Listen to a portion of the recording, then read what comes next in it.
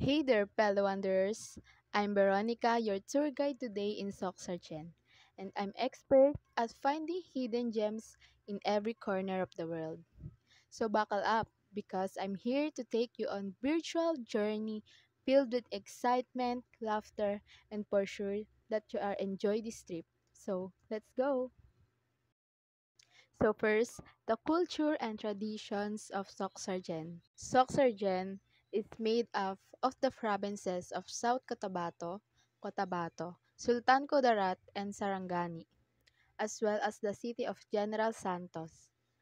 The region is home to many different ethnic groups, including the Maguindanao, Tirurais, Hiligaynon, Ilocanos, and Cebuanos.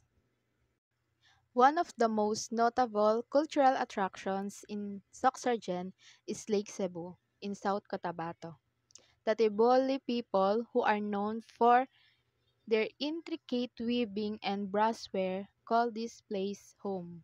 Another must-visit cultural destination is the Sultan Kudarat Provincial Museum in Isulan, Sultan Kudarat. The museum showcases the region's rich history, including the ancient Sultanate of Maguindanao, the Spanish colonial era, and the American occupation. The second is the food delicacies of Soxargen. First is palapa. Palapa is a spicy condiment made with grated coconut, chili peppers, ginger, and other spices. It is often used as a topping for grilled or fried dishes or mixed with rice to add flavor and spice. Palapa is a versatile condiment that can be used to spice up any dish.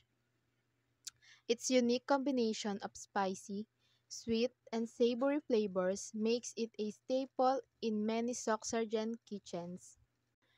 Second is Kalamay Hati.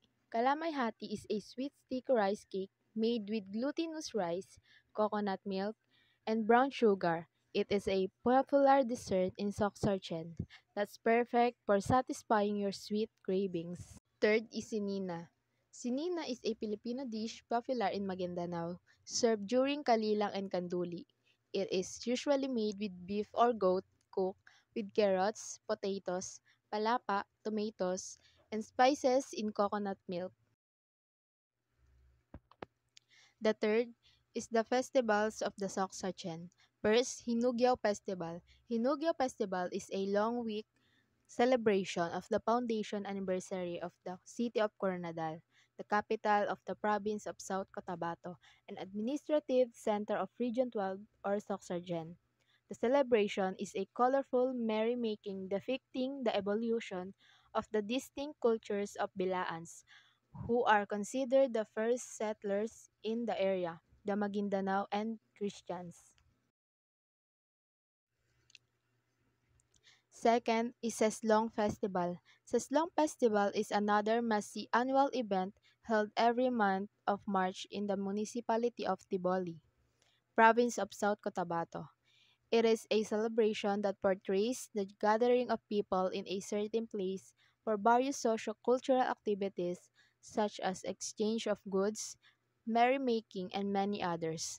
Major events during Seslong Festival includes the colorful street dancing competition, which showcases the rich cultural of the Tibolis and Bilaans in the area, and the pilgrimage to Lake Holland, one of the town's major tourist attractions. The fourth is the tourist destinations in the Soxargen. First is Lake Cebu. Lake Cebu is one of the Philippines' most important watersheds and a major provider of irrigation to the provinces of Sultan Kudarat and South Cotabato. It is located in the ancestral domain of the Teboli and Ubo tribes.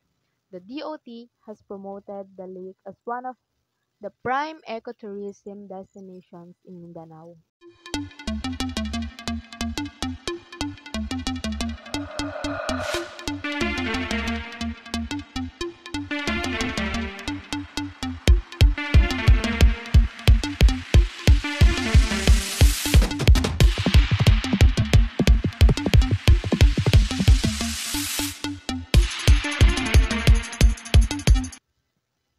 second is the Asik-Asik Falls.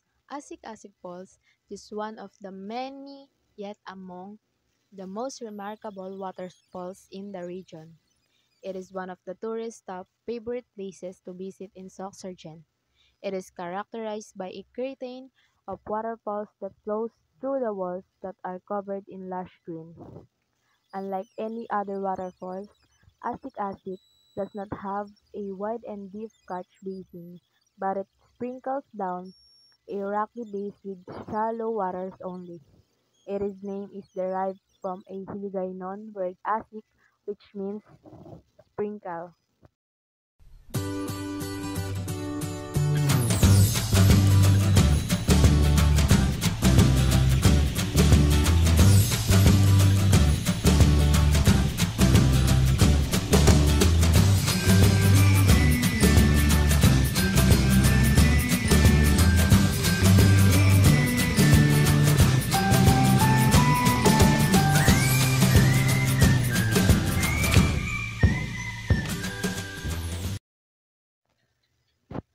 The last is La Palmera.